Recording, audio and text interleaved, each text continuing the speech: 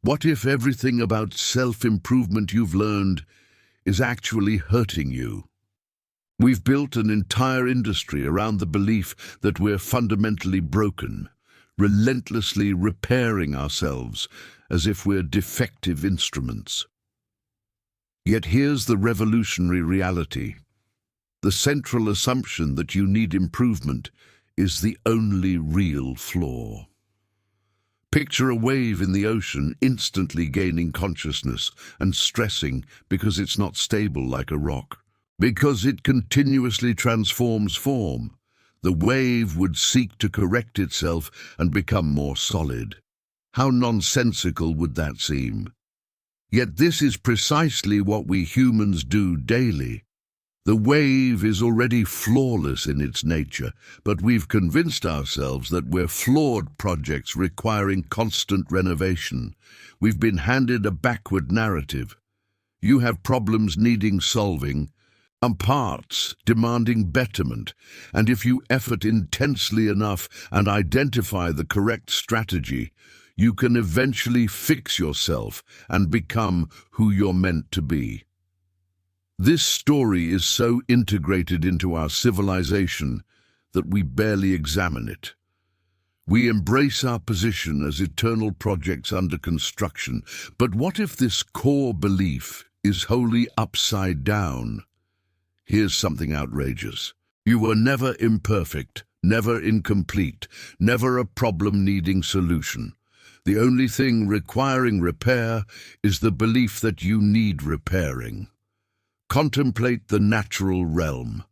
When you witness a tree, you don't rate its limbs as substandard. The tree is glorious precisely as it exists.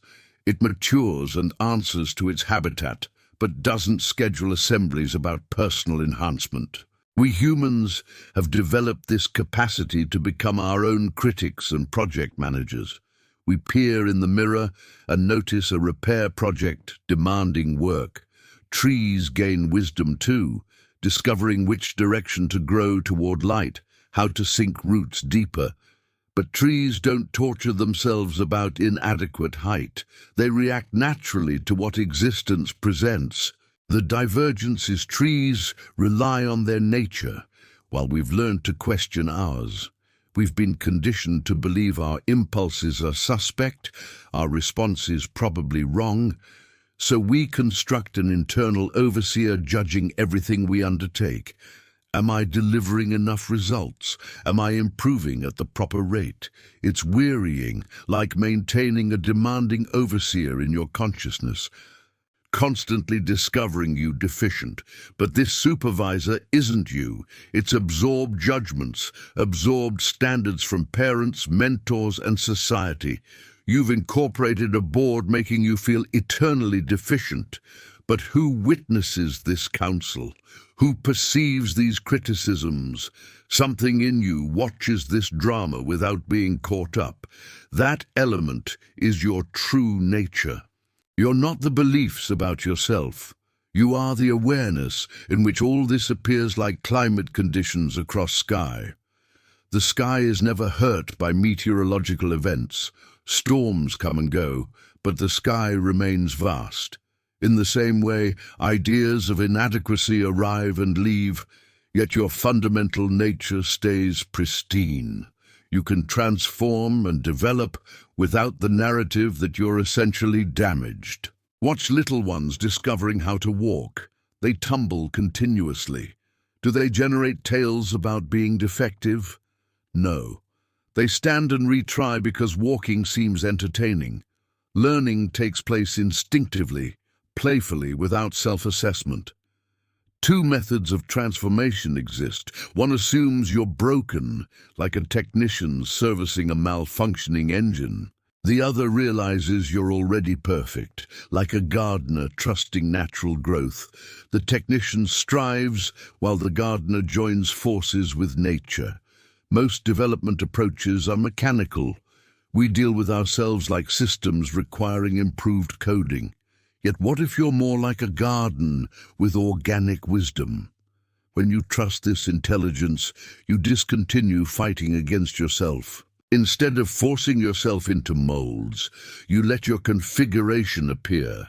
When you stop combating yourself, you free immense energy for being alive. Contemplate how much power you waste critiquing yourself. Envision if that energy were free for being in the moment. The person who knows their whole focuses power on expression and finding. Here's something surprising. When you stop endeavoring to fix yourself, issues you believed required fixing frequently resolve themselves. When you stop stirring up self-criticism, your lucidity stabilizes.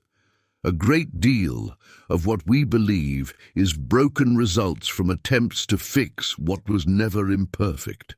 You might believe you suffer from an anxiety issue and try techniques to fix it. However, this endeavor produces more anxiety. What if there's nothing wrong with feeling anxious sometimes? When you end viewing anxiety as a problem, it often evaporates naturally. We've been conditioned to believe we should feel certain ways: joyful, assured, serene. But emotions are the weather of consciousness, periodically stormy, periodically serene. This isn't malfunction.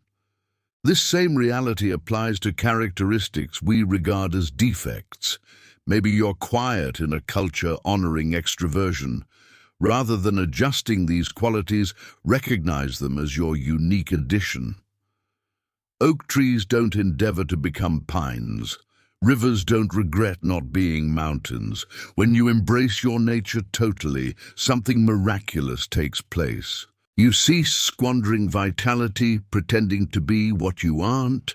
This doesn't suggest you never develop, but learning flows from curiosity rather than insufficiency. You develop because evolution is enjoyable. Kids don't effort at creativity, they just create naturally and easily.